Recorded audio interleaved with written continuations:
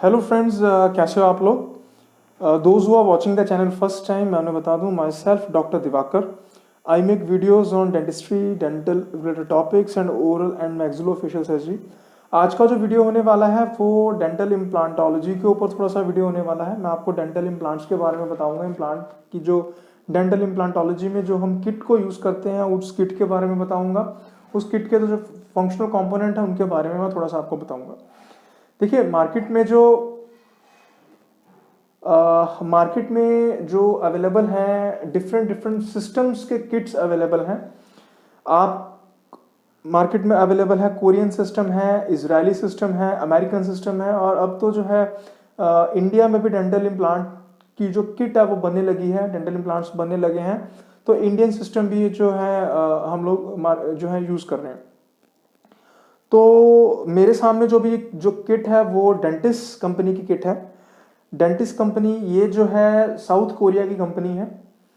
और ये जो बेसिक जो किट है इसमें सारे जो कंपोनेंट्स आप लोग देख पा रहे हो, यू कैन सी।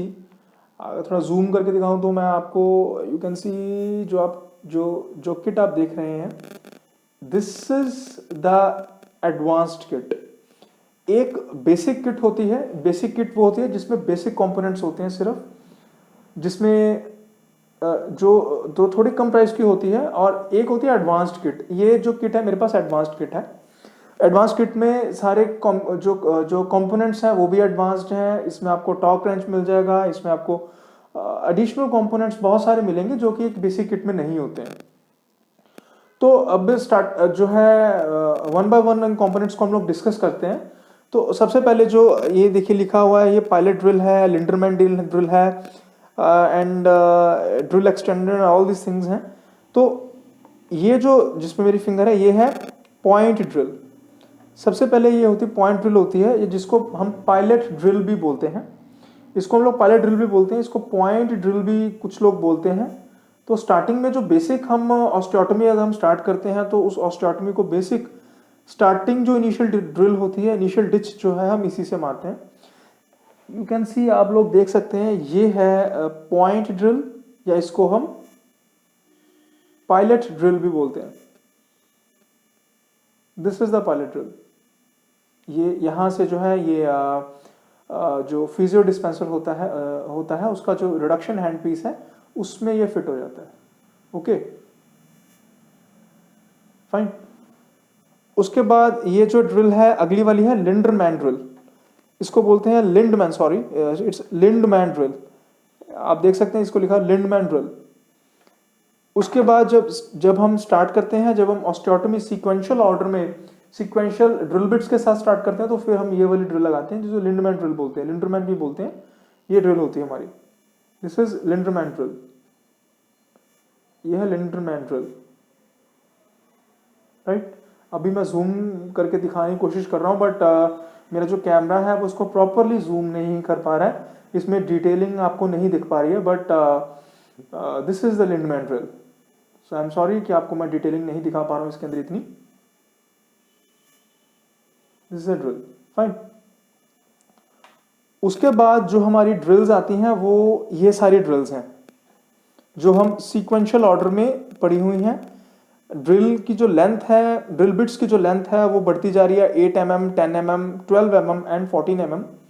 और उसके बाद जो उनका डायमीटर है वो बढ़ता जा रहा है, जैसे 3.0, 3.3, 4.2, 4.7, 5.2, फाइन। और ये 7 है, ये 8 है। हालांकि ये जो ड्रिल्स हैं, ड्रिल बिट्स हैं, अवेलेबल नहीं है। इसमें 8 mm ये लेंथ है, इनकी इंक्रीजिंग ऑर्डर में होती हुई लेंथ है। ये इनकी डिफरेंट डिफरेंट कलर कोडिंग करी गई है। इसमें जो इसका डायमीटर जो है वो 3 mm का है, फाइन।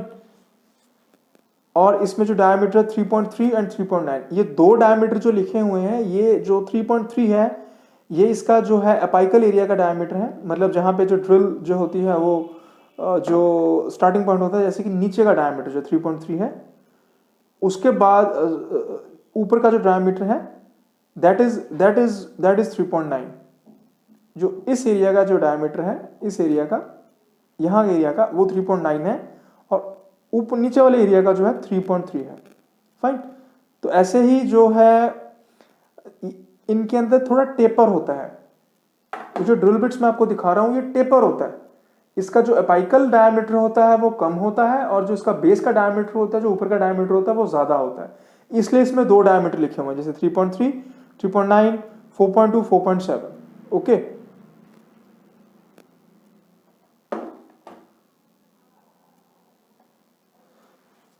उसके बाद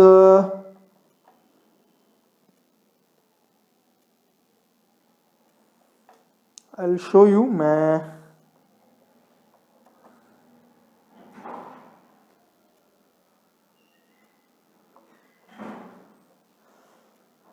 उसके बाद जो कंपोनेंट्स हमारे पास हैं वो हैं इसको बोलते हैं drill extender. As a name suggest, आप देख सकते हो इस पे लिखा हुआ है drill extender. You can see D लिखा हुआ है, देखिए ड्रिल एक्सटेंडर। फाइन। ये जो ड्रिल एक्सटेंडर है, ये ड्रिल एक्सटेंडर कुछ ऐसा होता है। ओके, ये है ड्रिल एक्सटेंडर। तो ड्रिल एक्सटेंडर को हम कैसे यूज करते हैं? ड्रिल एक्सटेंडर जैसे कुछ अनएसेसिबल एरियाज हैं जहां पे हमारी जो ड्रिल है प्रॉपरली जा नहीं पा रही है, तो उसमें हम ड्रिल एक्सटेंडर को लेते हैं और उसके अंदर ड्रिल बिट को ऐसे ऐसे ऐसे जो है फिट कर देते हैं। फाइन, लॉक हो जाती है बीच में। लॉक होने के बाद हम जो ये एंड है यहाँ, इसको जो है हम रिडक्शन हैंड पीस के अंदर डाल के जो ड्रिल की जो लेंथ है वो बढ़ जाती है। फाइन, ये है ड्रिल एक्सटेंडर। ओके, ऐसे हम जो है कोई भी ड्रिल जो है इसके अंदर एक्सटेंड करके डाल सकते हैं।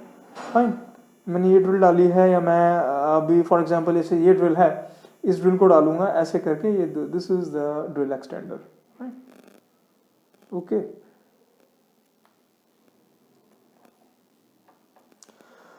फिर हमारे पास आते हैं, ये हैं पैरेललिंग पिंस जिनके ऊपर पीपी लिखा हुआ है।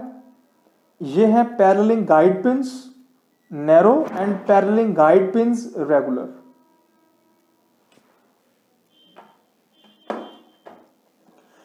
पैरेललिंग पिंस जो होती हैं, पैरेललिंग पिंस हम जैसे ऑस्टियोटोमी करते हैं, ऑस्टियोटोमी करके हम अगर ये देखना चाहते हैं कि हमारी जो ऑस्टियोटोमी है वो बिल्कुल स्ट्रेट हुई है, या दो ऑस्टियोटोमीज अगर हमने करी हैं, हम ये देखना चाहते हैं कि हमारी ऑस्टियोटोमी हम जो है बिल्कुल पैरेलल जा रहे हैं, तो उसको चेक करने के लिए हमें पैरेललिंग पिंस डालते हैं।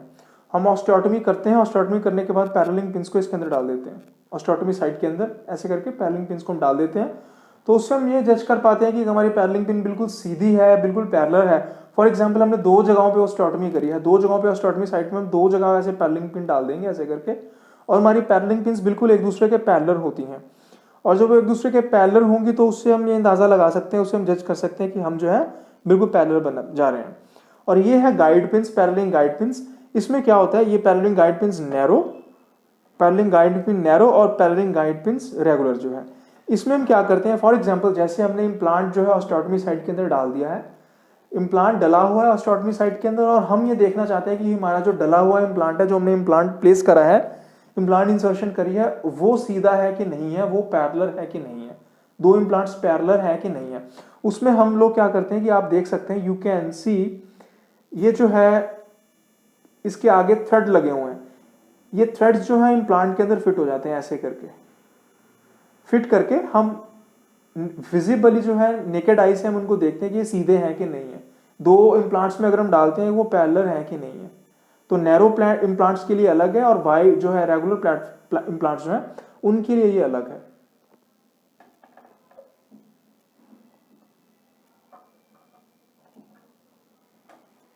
फाइन, और फिर उसके बाद हमारे पास आते हैं माउंट ड्राइवर।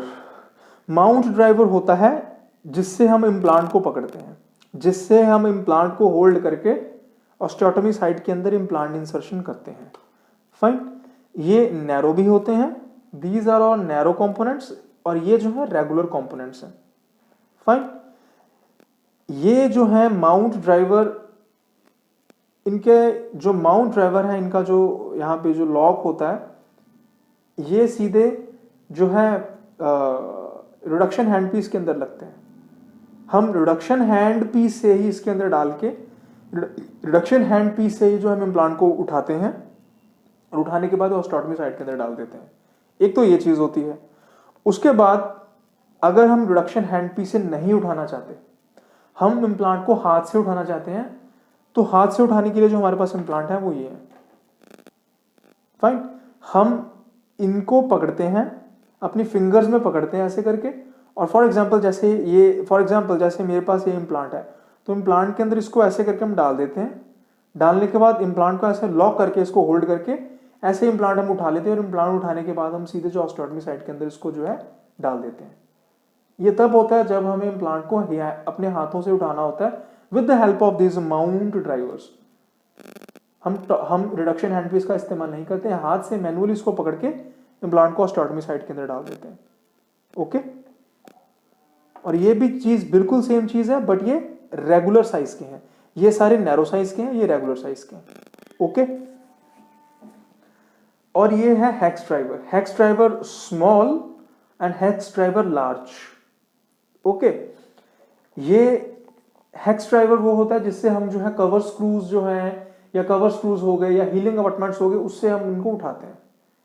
इन हेक्स ड्राइवर से हम कवर स्क्रूज और हीलिंग अबटमेंट्स को उठाते हैं। उठाने के बाद होल्ड करने के बाद हम इम्प्लांट के अंदर जो है उसको फिट करते हैं। फाइन, ये लार्ज साइज का, ये स्मॉल साइज का है, और ये लार्ज साइज का है। साइज से डिफरेंशिएट करते हैं दोनों में, तो ये है हेक्स ड्राइवर। फाइन, इसको दोबारा से हम इनके अंदर डाल देते हैं। उसके बाद हमारे पास आते हैं टैब ड्राइवर। टैब ड्राइवर जो है, tab drivers are nothing, tab driver सिर्फ हम यूज करते हैं टैब को होल्ड करने के लिए। ठीक है, जैसे इसको मैं उठाता हूं, जैसे मैंने ये टैब ड्राइवर पकड़ लिया। फाइन, एक टैब ड्राइवर है, हम एक सेकंड, इसको उठा, निकल नहीं रहा है ये, तो ये निकल गया। इससे जो है हम ट्रैप ड्राइवर को हाथ से पकड़ते हैं, फिंगर से हम ट्रैप ड्राइवर को उठाते हैं, और ये जो कंपोनेंट है, ये कंपोनेंट हम लगाते हैं रिडक्शन हैंडपीस के अंदर। इसको रिडक्शन हैंडपीस के लगाने के बाद फिर हम इससे जो है टैप स्क्रू उठाते हैं। फाइन, ये होते हैं टैप, ये पड़े हैं tap, these are all taps. Okay, for example मान लीजिए मैंने टैप बनाया, ट्रैप चीज होती है, टैप का मतलब होता है जब हमें ऑस्टियोटॉमी साइट के अंदर थ्रेड्स को बनाना होता है। जब हम ऑस्टियोटॉमी करते हैं तो उसके अंदर थ्रेड्स नहीं बने होते, हम मैनुअली जो है थ्रेड्स को बनाते हैं। फाइन, ये देखिए टैप के ऊपर थ्रेड लगे हुए हैं, तो थ्रेड्स को बनाने के लिए जो है हम लोग टैप यूज करते हैं। ओके, फाइन, जो नहीं आ रहा है यहां पे, तो ये इसके अंदर जो है टैप ड्राइवर ऐसे फिट हो जाता है। टैप ड्राइवर ऐसे फिट हो गया इसके अंदर, फिर मैं ऑस्टियोटॉमी की साइट लूंगा। ऑस्टियोटॉमी, फॉर एग्जांपल मैंने ऑस्टियोटॉमी साइट के अंदर इसको डाला, डालने के बाद मैं इसके ऐसे घुमाऊंगा इसको कि प्रॉपरली टैप बन जाए, और फिर इसको बाहर निकाल दूंगा। ओके,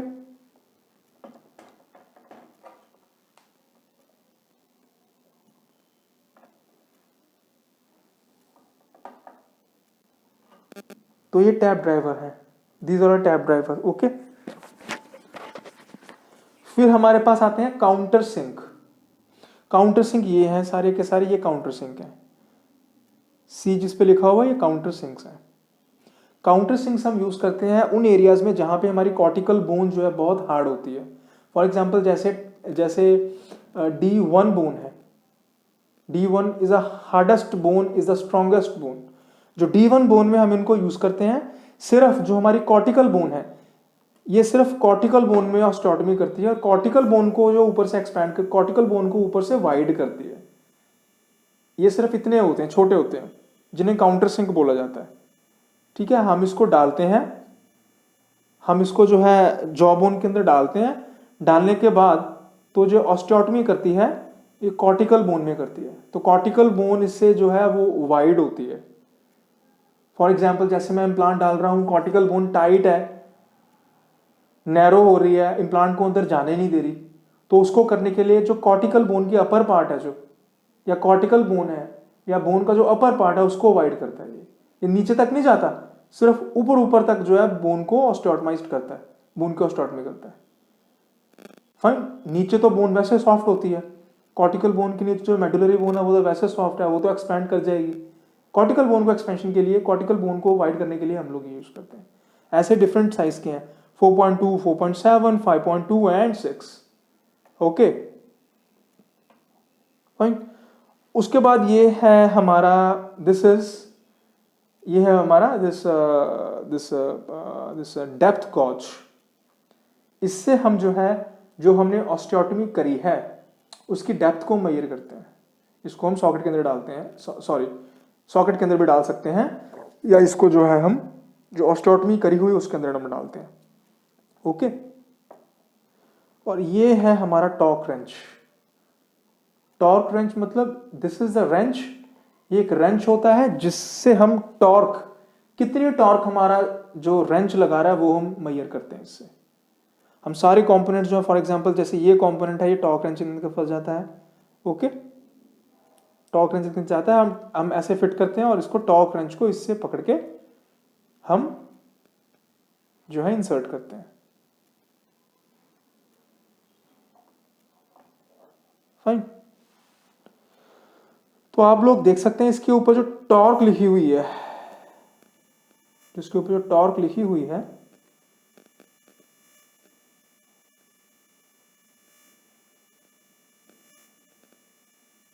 टॉर्क आ नहीं रही है इसमें। चलो मैं आपको बढ़ के बताता हूं।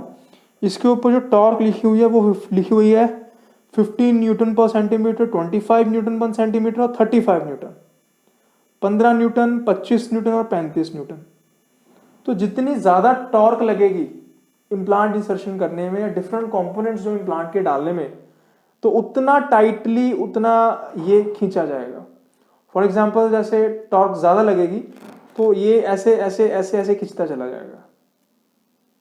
और जैसे जैसे जहां जहां पे ये रॉड जाएगी, जहां जहां पे छोटी जो रॉड जाती है, वहां वहां से हम टॉर्क को जो है वो देख सकते हैं कि कितनी टॉर्क हमारी लग रही है। तो फ्रेंड्स ये था डेंटल इम्प्लांट किट के बारे में। तो thanks for watching my video. ऐसे ही डेली अपडेट्स के लिए और डेली जो है जो डेंटल रिलेटेड प्रोडक्ट्स के लिए, डेंटल रिलेटेड वीडियोस से मैं आपके सामने लाता रहूँगा। Thank you.